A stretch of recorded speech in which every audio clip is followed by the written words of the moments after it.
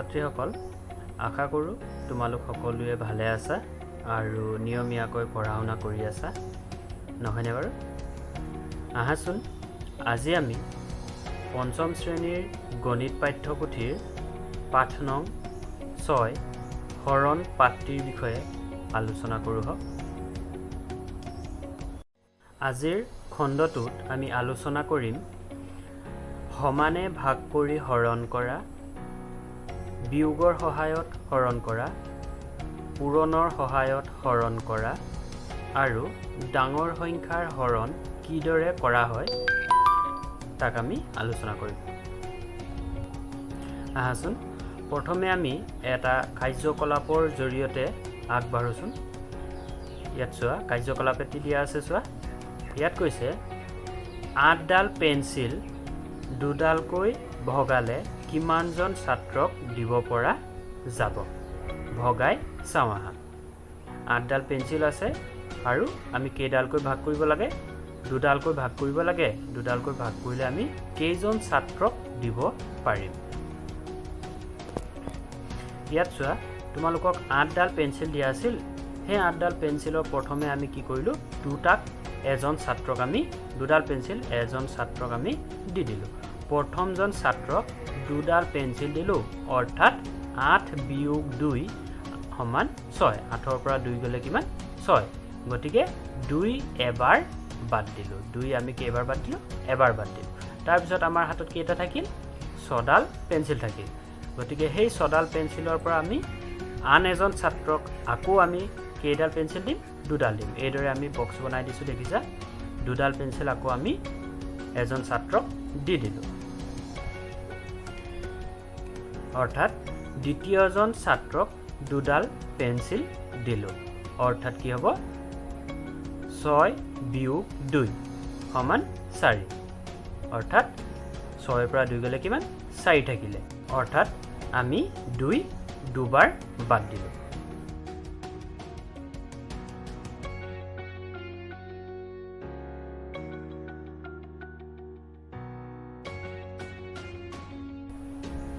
এতিয়া পেন্সিল বাকি থাকিল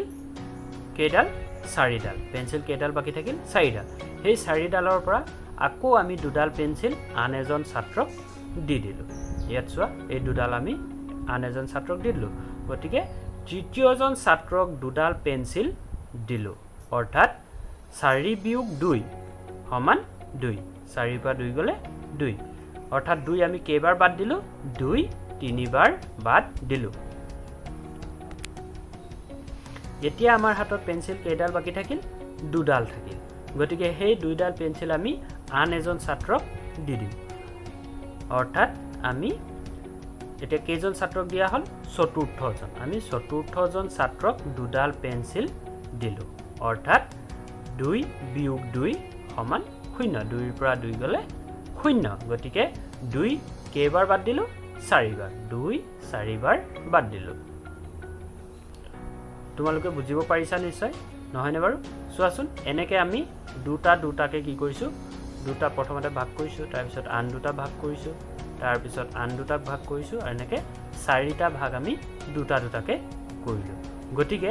এডালু পেন্সিল হাতত নাথাকিল আমাৰ হাতত এডালু পেন্সিল এতিয়া নাই অৰ্থাৎ 8ৰ পৰা 2 কেইবাৰ বাদ দিলো 8ডাল পেন্সিল আছিলে 8ৰ পৰা আমি 2 কেইবাৰ বাদ দিলো 1 2 3 4 গতিকে 4বাৰ বাদ দিলো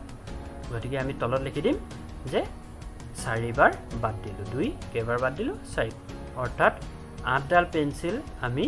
4জন ছাত্ৰক দুডালকৈ ভগাই দিব পাৰিম আহাচোন ইয়াৰ পিছত চাওঁ আহা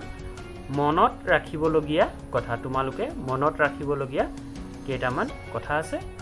চাই যোৱা 1 নম্বৰটোত আছে কি যিটো ৰাশিক হৰণ কৰা হয় তাক ভাজ্য বোলে যিটো ৰাশিক আমি হৰণ কৰো তাক কি বুলি কোৱা হয় ভাজ্য বুলি কোৱা হয় যিহেৰে হৰণ কৰা হয় তাক ভাজক বোলে যিটোৰে আমি হৰণ কৰিম তাক কি বুলি কম ভাজক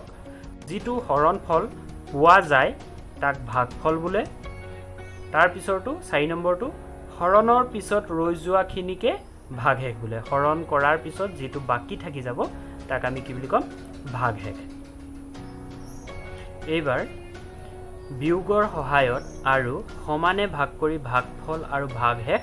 উলিয়াও আহা বিয়োগৰ সহায়ত এবাৰ আমি ভাগফল আৰু ভাগশেষ কিদৰে উলিওৱা হয় চাওঁ আহা এ নম্বৰ প্ৰশ্নটো দিয়া আছে 20 হৰণ 3 এইটোক আমি বিয়োগৰ সহায়ত কিদৰে কৰিম চাওঁ আহা চোৱা সমাধানটো এদৰে কৰিম 20 বিয়োগ 3 20ৰ পৰা 3 গলে কিমান 17 তাৰ পিছত আমি 17ৰ পৰা 3 বিয়োগ কৰিম 17 বিয়োগ 3 সমান কিমান 14 14ৰ পৰা আমি 3 বিয়োগ কৰিম কিমান হ'ব 11 11 বিয়োগ 3 সমান কিমান 8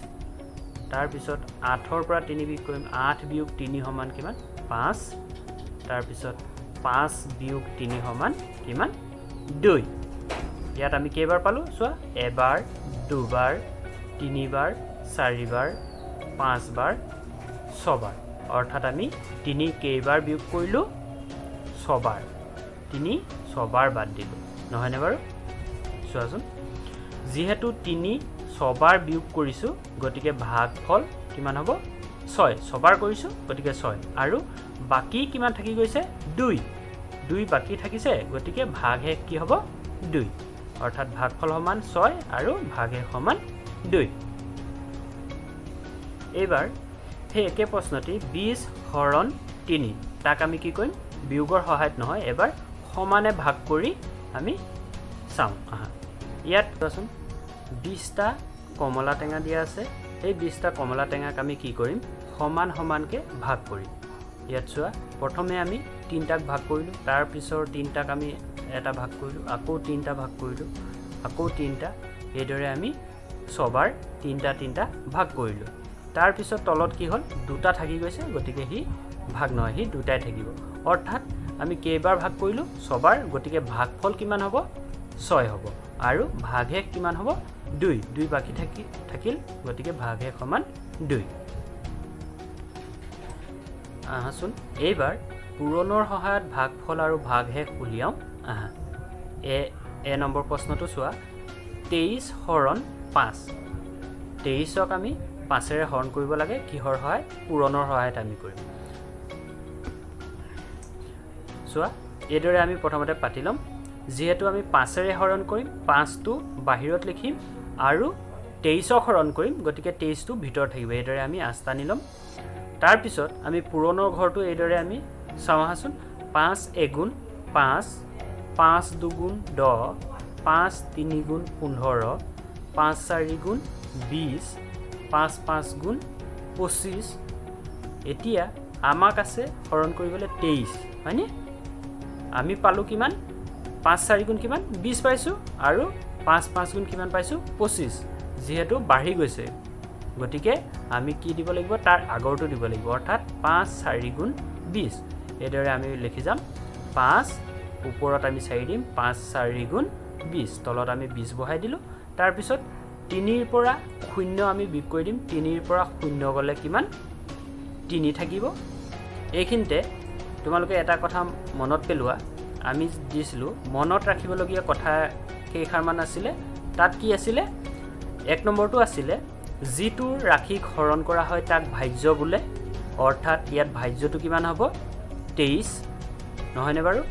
তাৰ পিছত 2 নম্বৰটো যিহেৰে হৰণ কৰা হয় তাক ভাজক বোলে গতিকে 5ৰে হৰণ কৰিছো গতিকে 5টো কি হ'ব ভাজক হয়নে তাৰ পিছত 3 নম্বৰটো যিটো হৰণফল পোৱা যায় তাক ভাগফল বোলে গতিকে ইয়াত ভাগফল কিমান হ'ব 4টো ইয়াত ভাগফল আৰু হৰণৰ পিছত ৰৈ যোৱাখিনিকে ভাগশেষ বোলে হৰণৰ পিছত কিমান ৰৈ গ'ল আমাৰ 3 ৰৈ গৈছে গতিকে ভাগশেষটো কিমান হ'ব 3 গতিকে ভাগফল সমান কিমান 4 আৰু ভাগশেষ সমান কিমান 3 এইবাৰ পূৰণৰ সহায়ত ভাগফল আৰু ভাগশেষ উলিওৱা বি নম্বৰ প্ৰশ্নটো চাওঁচোন ইয়াত কৈছে 16 হৰণ 3 অৰ্থাৎ 16ক 3ৰে আমি হৰণ কৰিব লাগে সমাধানটো আমি এইদৰে কৰিম 3টো আমি বাহিৰত লিখি ল'ম আৰু 16টো আগৰ দৰে ভিতৰত লিখি ল'ম অৰ্থাৎ 3ৰে আমি 16ক হৰণ কৰিব লাগে এতিয়া আমি পূৰণৰ 3 ঘৰটো চাই ল'ম 3 এগুণ 3 3 দুগুণ 6 3 3 গুণ 9 3 4 গুণ 12 3 5 গুণ 15 3 6 গুণ 18 যেহেতু আমাক 16 আছে গতিকে 18টো বাঢ়ি যাব গতিকে 3 6 গুণ আমি দিব নোৱাৰো 3 6 বাৰ আমি দিব নোৱাৰো কেইবাৰ দিব লাগিব 5 বাৰ দিব লাগিব অৰ্থাৎ 3 5 গুণ কিমান 15 গতিকে আমি ওপৰত কি বহাই দিম 5 বহাই দিম 3 5 গুণ 15 এইদৰে তাৰ পিছত আমি কি কৰিম বিয়োগ কৰি দিম তলত আঁচ এডাল দি দিম আঁচ এডাল টানি আমি বিয়োগ কৰিম এইদৰে বিয়োগ কৰিম 6 ৰ পৰা 5 গলে কিমান হ'ব 1 6 ৰ পৰা 5 গলে 1 আৰু 1 ৰ পৰা 1 গলে কিমান 0 গতিকে আমি হেতু নবহালেও হয় গতিকে আমি কি পালো ভাগফল সমান কিমান পালো 5 যেটো ওপৰত আছে এটো ভাগফল সমান 5 আৰু ভাগশেষ অৰ্থাৎ যেটো বাকি থাকিল আমাৰ এটো কিমান 1 ভাগশেষ সমান 1 আসো এবাৰ আমি ডাঙৰ সংখ্যাৰ হৰণ কিদৰে কৰা হয় তাক চাওঁ ইয়াত এ নম্বৰ প্ৰশ্নটো কৈছে চোৱা 805 হৰণ 4 অৰ্থাৎ 805ক 4 ৰে হৰণ কৰিব লাগে ইয়াৰ সমাধানটো কিদৰে কৰিম আমি চাওঁ সমাধান ইয়াক প্ৰথমে আমি কি কৰিম একক দশক আৰু শতক লিখি লৈ এককৰ পুনে পুনে আমি 5 বহাই দিম দশকৰ পুনে পুনে আমি 0 বহাই দিম আৰু শতকৰ পুনে পুনে তলত আমি কি বহাই দিম 8 বহাই দিম তাৰ পিছত যেহেতু আমি 4 ৰে হৰণ কৰিম গতিকে 4 টো বাহিৰত লিখি দিম এতিয়া ডাঙৰ সংখ্যাৰ হৰণৰ ক্ষেত্ৰত আমি পৰ্যায়ক্ৰমে এটাৰ পিছত এটাকৈ হৰণটো কৰিব লাগিব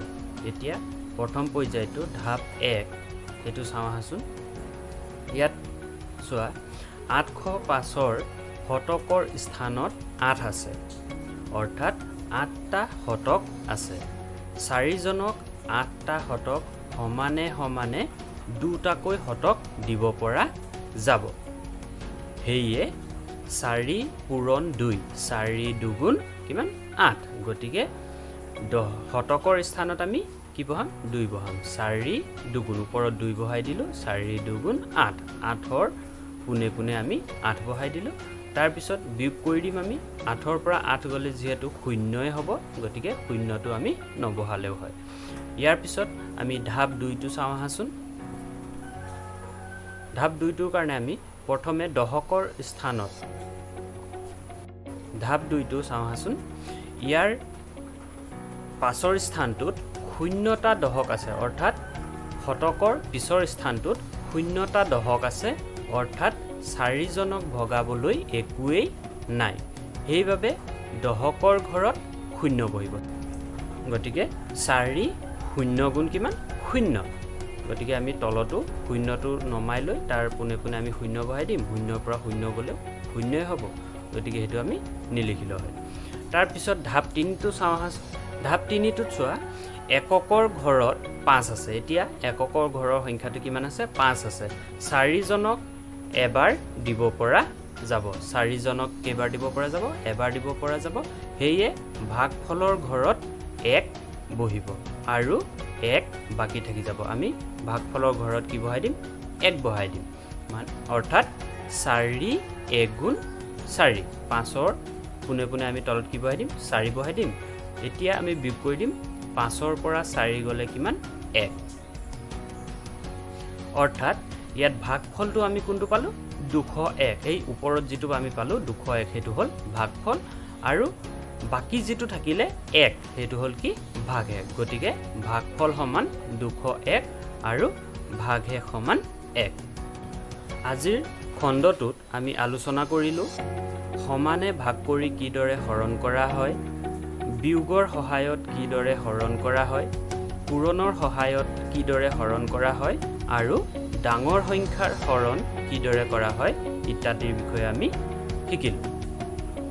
ইয়াৰ দ্বিতীয়টি খণ্ড আমি পৰৱৰ্তী সময়ত আলোচনা কৰিম ধন্যবাদ